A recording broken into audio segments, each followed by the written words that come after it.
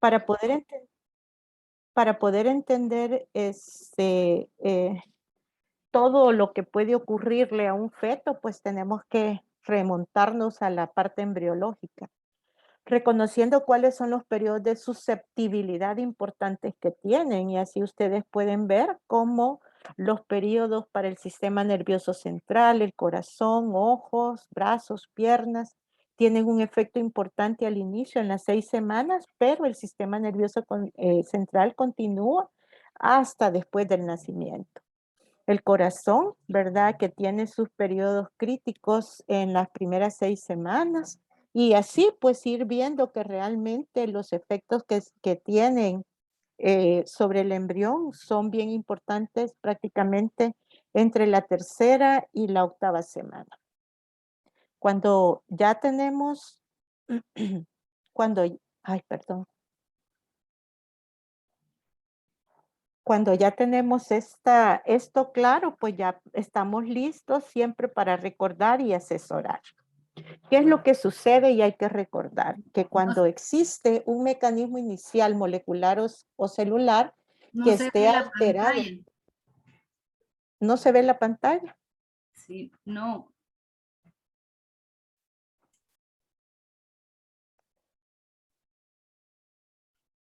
Vamos a ver qué pasó.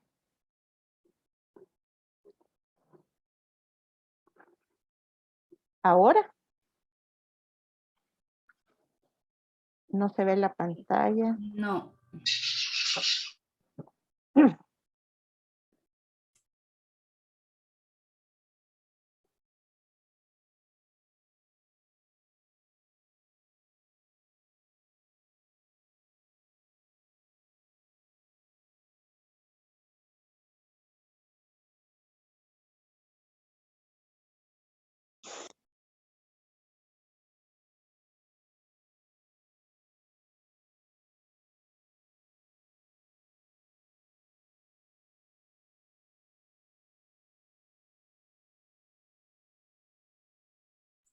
Hoy sí. Ah, ok, hoy sí.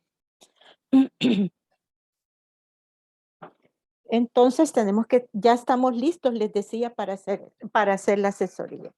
Hay que recordar que dentro de los mecanismos iniciales moleculares o celulares de afectación pueden encontrarse algo que se llama imbalance cromosómico, como ocurre con las translocaciones, en los cuales pueden haber componentes de más o de menos dentro del número de cromosomas. Las mutaciones, las alteraciones de los ácidos nucleicos, alteraciones de mitosis, alteraciones de expresión genética, ¿verdad? Todos estos elementos son mecanismos iniciales que pueden conducir a patogénesis.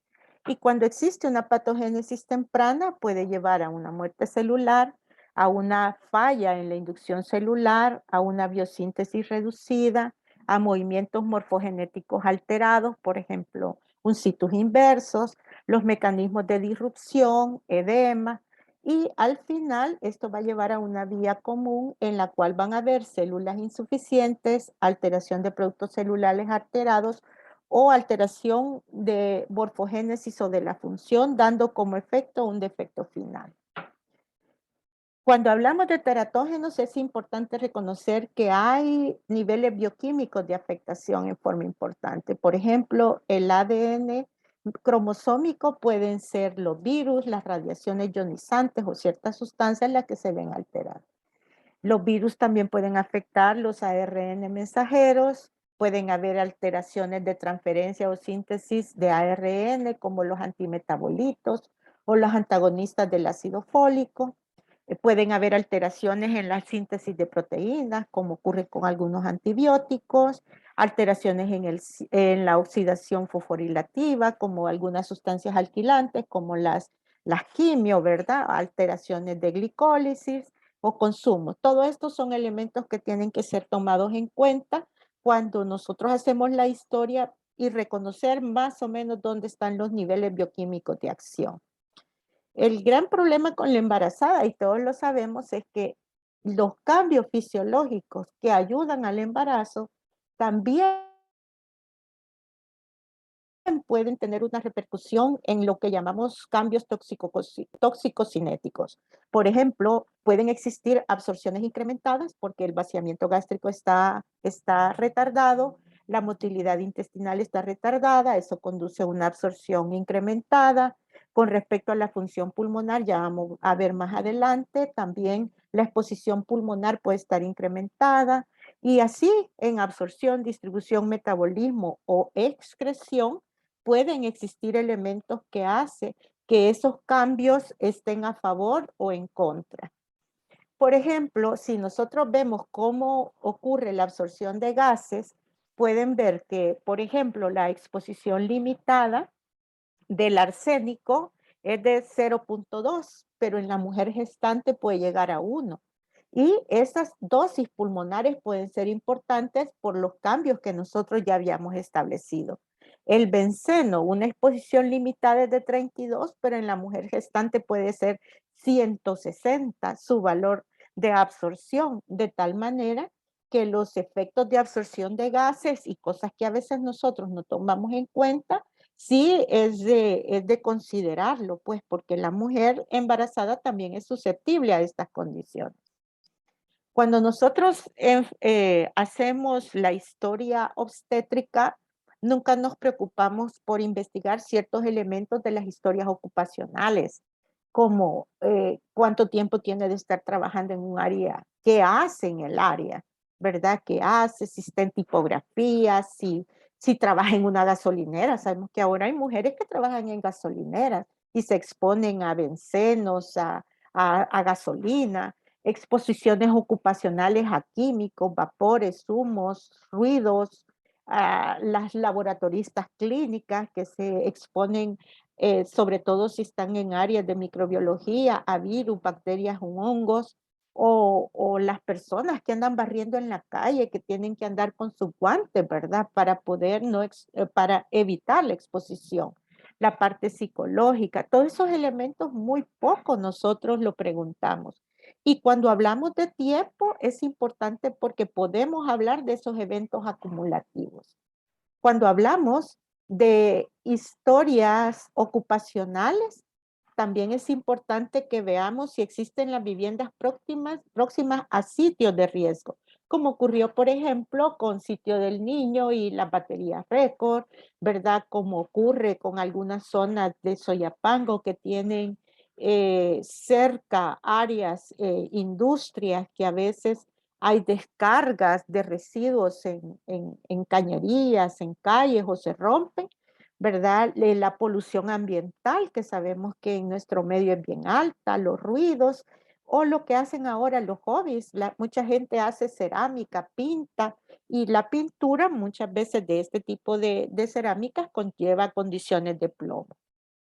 Si ya empezamos elemento por elemento, sabemos que Percival Pott desde el 75 describió la alta incidencia de cáncer escrotal en los hombres que trabajaban en los limpiadores de chimenea. Pero en la mujer, las inhalaciones debidas a los cambios propios de la gestación pueden representar un riesgo importante si se están exponiendo 8 o más horas de exposición al día. Y hay que recordar que muchas veces la jornada laboral de las mujeres es 8 horas, pero no toma en cuenta su hora de comida. Entonces, de alguna manera dentro del ambiente están alrededor de más de 8 horas. ¿Qué pasa con la energía ionizante? Y esta es a la que más temor le tenemos, que prácticamente pues es la que se genera por rayos X, que es lo más frecuente que se nos viene a la cabeza. Sin embargo, sabemos que el efecto de la radiación ionizante es crítico para el nivel del DNA molecular. Y las fuentes de energía de radiación proceden prácticamente un aproximado del 18% de la actividad humana y un 11% de los rayos por rayos X que se utilizan en medicina, incluyendo tomografía, ¿verdad? Aunque sabemos que las dosis son bajas, pero en ocasiones se utilizan también soluciones que contienen iones que pueden afectar al bebé, como ocurre con el yodo radioactivo. Es importante que la radiación está relacionada en función del tiempo de exposición y específicamente entre la segunda y cuarta semana y con exposiciones de 100 rads o más. Sin embargo, pues muchas de las preguntas de una rayos X de tórax o de un miembro, sabemos que las radiaciones son milirad las que se utilizan y que tendrían que ser exposiciones muy altas o fluoroscopía para poder afectar, pero es algo que también debemos de considerar. En las mujeres que trabajan en áreas médicos o personal técnico, tienen la obligación de contar con un dosímetro para conocer si sus niveles de exposición no son altos. Y si una mujer está embarazada, idealmente pues se cambia de lugar.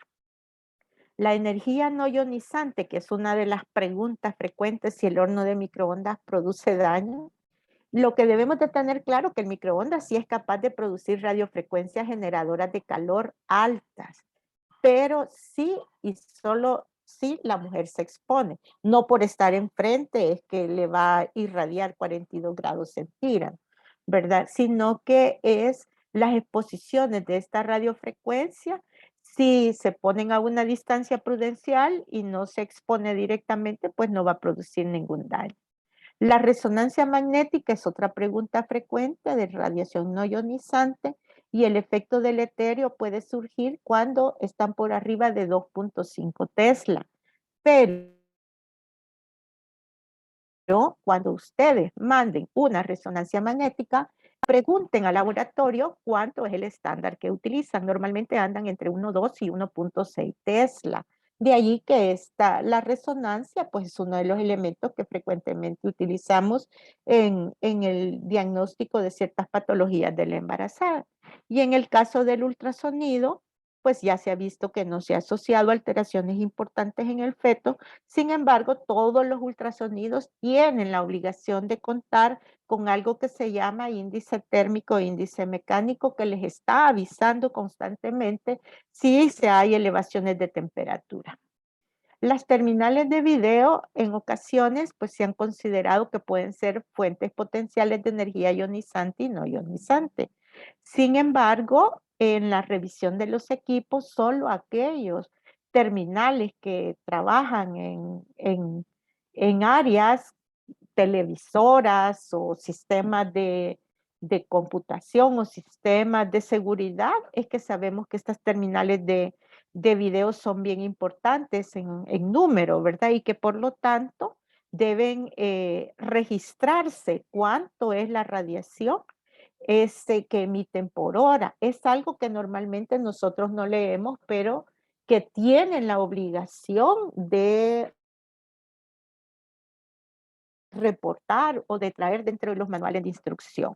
Y es importante también que el operador no se exponga a menos de 50 centímetros de la fuente, ¿verdad? Estamos hablando de medio metro. Esto casi siempre ocurre en términos de seguridad ocupacional, pues es algo que tiene que revisarse. Los factores ergonómicos también son importantes a ser tomado en cuenta, especialmente la bipedestación o los pesos, ¿verdad? Y esto es algo que afecta en forma indirecta porque se relaciona más con bajo peso y parto prematuro. Pero, ¿qué pasa con las variaciones atmosféricas, ruido y vibración? Eh, Le preguntan, ¿me voy a subir en el avión? ¿Me va a dar problema o no? ¿Verdad? No, porque el avión casi siempre o siempre mantiene los niveles de oxigenación adecuados, ¿verdad? Eso, todos sabemos que el oxígeno anda alrededor del 21% y eso se mantiene. No, no es algo que realmente afecte, ¿verdad? Y obviamente una mujer que sea una piloto y que tenga que utilizar un avión de prueba o algo, pues sabemos que las mujeres embarazadas también no hacen ese tipo de actividad. El calor sí está claramente estudiado y esto sí quiero que lo tomemos en cuenta. Si tenemos incrementos de 4 grados centígrados, por 5 minutos ya puede producir algún daño. Estamos hablando que si mi temperatura es 36, si llego a 40 grados con 5 minutos, si es un factor, si mi feto tiene un factor estocástico de susceptibilidad, me puede dañar.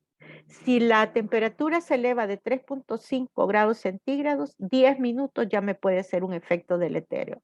Tengo 36 y me llegó a 39.5. Es una temperatura que cualquiera diría, bueno, en un proceso febril lo tenemos y 10 minutos pueden ser suficiente para provocar un daño. Y 3 grados centígrados por 20 minutos o 2.5 por 60 minutos. Si tengo 38,5 grados centígrados, en una hora, si no me controlo la temperatura y estoy en una fase de susceptibilidad, y tiene el feto un factor estocástico, me puede producir algún daño. El ruido también está establecido que puede tener efectos un poco más relacionados con la liberación de catecolaminas, pero es algo que nosotros en la población no tenemos tolerablemente aceptable, que no debería de ser así, ¿verdad? Por ejemplo, Tránsito menciona que ustedes no deberían de tener un pito que no exceda de los 90 decibeles, ¿verdad? Pero aquí tenemos motores, bazucas, los compresores y el ruido del avión, por ejemplo, el ruido de las turbinas que tiene 150. Obviamente esta gente siempre anda con sus protectores auditivos. La vibración es algo también que puede tener un efecto especialmente con patologías vasculares y aquellas vibraciones de cuerpo entero, ¿verdad? Afortunadamente, pues este tipo de trabajo, la mujer casi no se ve afectada. Pero ¿qué pasa con los metales? Los metales sí es algo que nosotros muy poco preguntamos y a veces no tenemos en cuenta. Los mecanismos de acción en ocasiones son pobremente entendidos y lo pensamos que está en función de la acumulación. Por ejemplo, el mercurio, si es absorbido en la dieta, se puede distribuir en todos los tejidos en 4 días y el nivel de cordón umbilical es tan alto como la madre. Mercurio, la gente que vive a las orillas de los lagos o en los puertos, ¿verdad? Que es donde hay población, hay salida de material contaminante y ese material contaminante está en las playas. Entonces, eso es bien, bien importante que lo tomemos en cuenta, ¿verdad? Uno de los lugares donde más se consume pescado en los alrededores de la presa que se hizo, ¿verdad? Del Cerrón Grande, se han encontrado niveles de mercurio y cadmio altos, altísimos. Y la gente consume la pesca. El metilmercurio puede producir toxicidad fetal y es teratógeno. El cadmio también, que se pueden encontrar en baterías, pinturas, electrodomésticos y es nefrotóxico. Y la plata que puede producir daño en la dentadura, de ahí que pues ya las amalgamas de plata que utilizaban antes los odontólogos ya están en desuso y se utilizan resinas. Pero todos estos elementos son importantes a la hora de determinar si un feto viene en buen estado o no, e investigar cuáles son las condiciones locales que tiene una madre. Los solventes orgánicos que tienen la obligación de tener la imagen de producto tóxico, ¿verdad? Debemos de tener en cuenta los bencenos, los toluenos, el formaldehído, el acetaldehído, que pueden producir alteraciones a nivel testicular. Cuando hacen ustedes asesoría para pareja infértil, hay que preguntar si el hombre no está en contacto con sustancias de este tipo, ¿verdad? Y si ustedes no saben, pídale que les hagan una lista de cuáles son las sustancias con las que más se relacionan, se la llevan y ustedes lo investigan. Posteriormente, si puede o no te puede tener afectación sobre su componente reproductivo. O en el caso de la madre, ¿verdad? Si este se relaciona o no con la presentación de la enfermedad de ella o del feto. Ya el síndrome del tolueno, por ejemplo, ya está determinado que se parece mucho a la morfología del síndrome del alcohol fetal. Sin embargo, debemos de tener en cuenta también que en el hogar hay exposiciones. Nosotros porque nuestra temperatura es cálida, ¿verdad? Pero en los lugares donde hay sabanas térmicas, las elevaciones de temperatura pueden ser importantes. O aquellas mujeres que les gustan los saunas, ¿verdad? También hay que recomendar que mientras esté en periodo reproductivo no se exponga a ellos. Los colorantes de cabello especialmente si utilizan peróxido de hidrógeno Pero aquí la pregunta ¿es a la que se le coloca el colorante de cabello o a la que lo aplica? Bueno, en realidad son ambos, ¿verdad? Porque en ocasiones hay personas que pintan el cabello sin la utilización de guantes y los residuos les pueden quedar en las uñas, pues pueden acumularse y la persona que lo utiliza, pues es la exposición momentánea en toda la superficie pilosa, ¿verdad? El caso de la cerámica, cada vez sabemos que como hobby se está haciendo, pero hay que revisar el tipo de pintura especialmente, ¿verdad? Que son plomo, lo que tienen algunos. Solventes y lacas también es importante. Ahora, con el uso de la fotografía digital, pues también se ha disminuido bastante el uso de metales pesados, que lo que se utilizaba para el revelado. Sin embargo, sabemos que todavía hay quienes revelan a lo antiguo, llamémoslo así, ¿verdad? La fotografía, pero ahora con la parte digital esto se ha venido disminuyendo. De allí, pues que cuando ya tenemos todos estos elementos, ustedes o hacen una asesoría preconcepcional o hacen una asesoría dentro del embarazo para cambiar o el lugar de trabajo o pueden recurrir a la figura del médico de trabajo para que haga una evaluación del factor de riesgo. Pero siempre tenemos que estar en búsqueda de los factores de riesgo si existen, de una buena historia clínica, del examen físico y los laboratoriales. Si existen estos factores de riesgo, tiene que hacerse el equipo multidisciplinario. Ustedes como obstetras, investigar todos estos elementos para luego referir al genetista o ustedes lo platican con el neonatólogo o con la persona que va a recibir al bebé para estar conscientes o revisar si alguno de estos elementos va a tener afectación o no sobre el bebé. Y si no tiene riesgo, pues siempre se recomiendan las prácticas saludables. Volvemos nuevamente a la parte de la asesoría genética, ¿verdad? Que ustedes, como les repito, pueden hacer los primeros intentos de hacer una asesoría investigando y estudiando. Eso no es ningún problema. Lo que no está bien es sobre situaciones que uno desconoce o que realmente no tiene claro su patrón de afectación o de herencia. Entonces, volvemos, la revisión, tipificación, tipo de transmisión, severidad, pruebas diagnósticas, cariotipo, el cribado y el FISH, que son de los elementos que se pueden trabajar.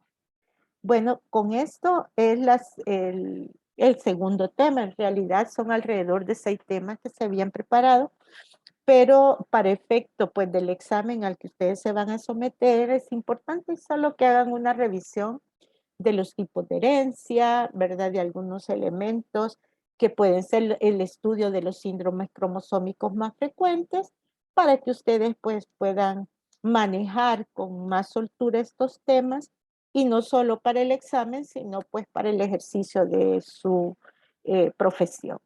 Bueno, muchas gracias. Con esto termino y les deseo éxitos en el examen.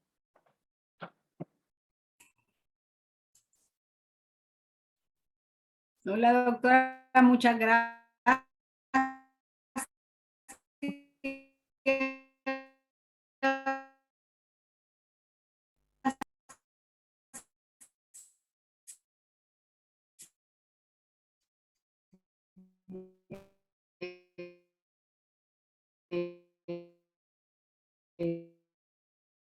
Excelente la presentación,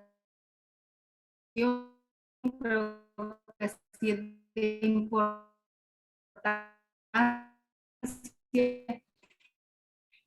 Yo quería preguntar,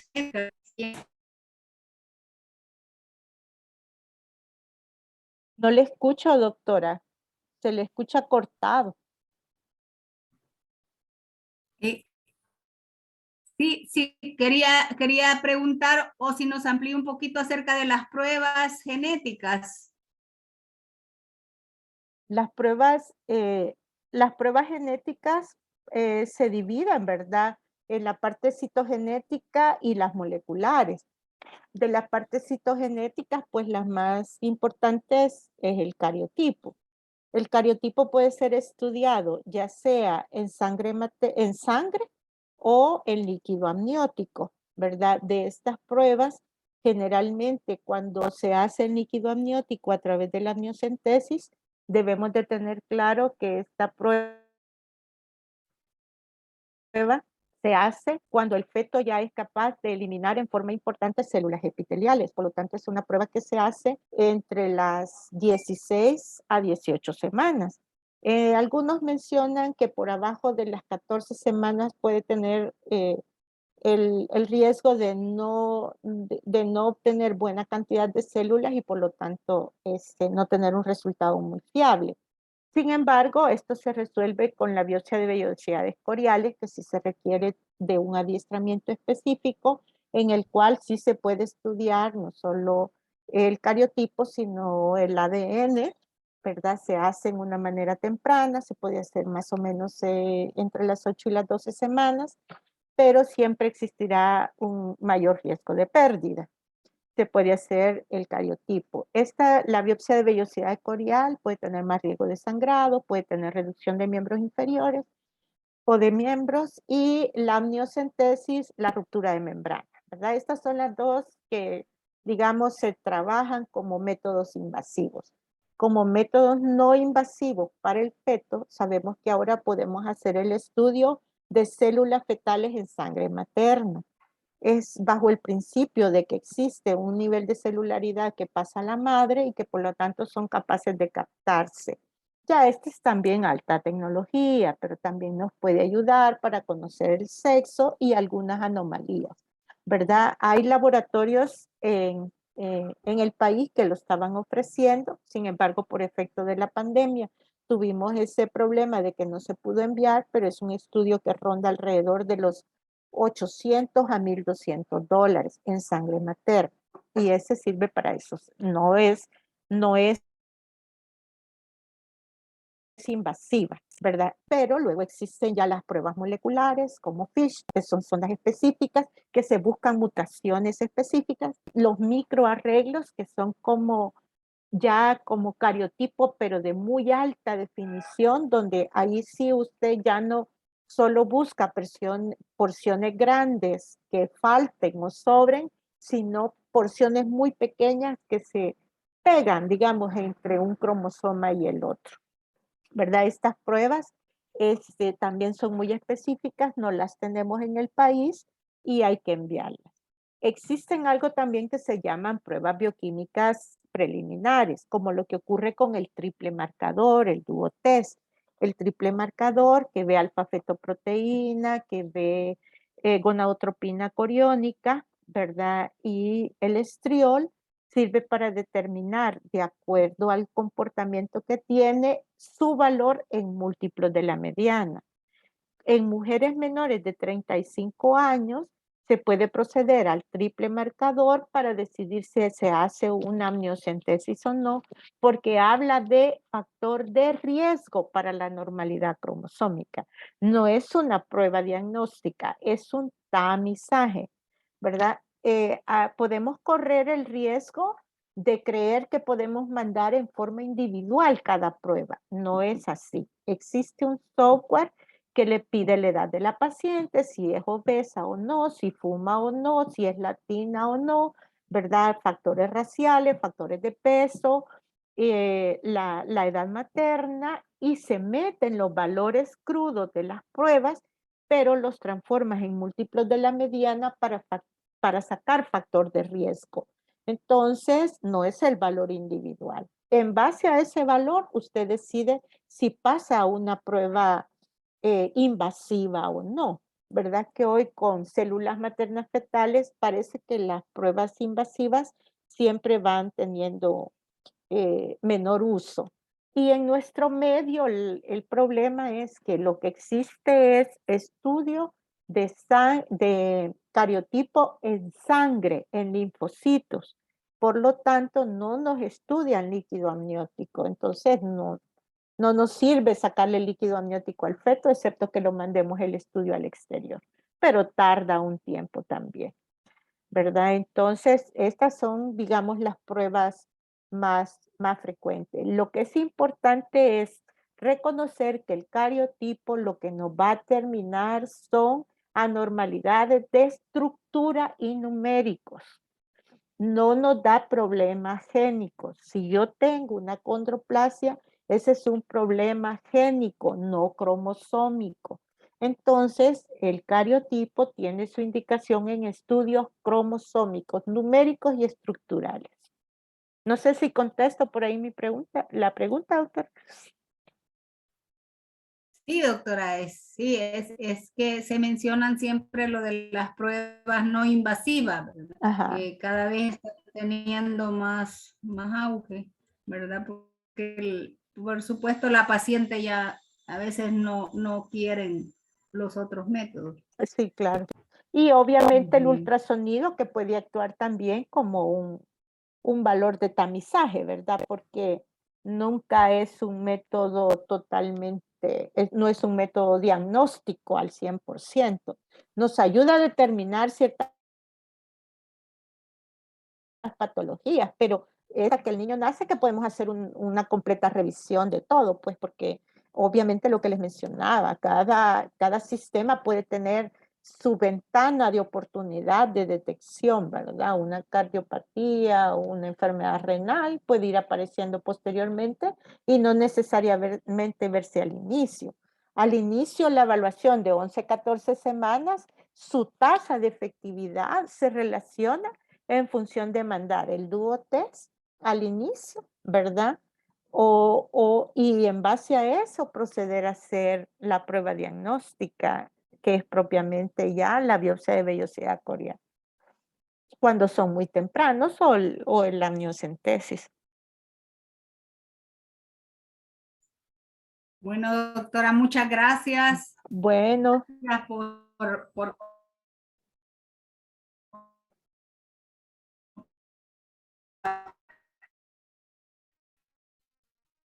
Y la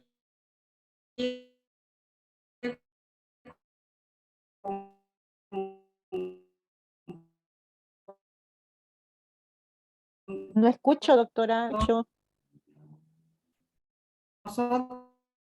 se escucha cortado, doctora, no le Gracias a todos los que pues mi internet quizás el malo.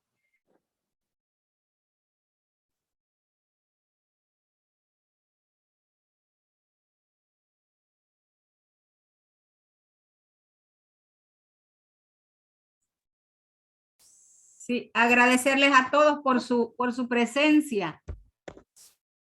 Gracias, Gracias, doctora. gracias. Pasen buen día. Igualmente, pasen, igualmente pasen todos un buen día.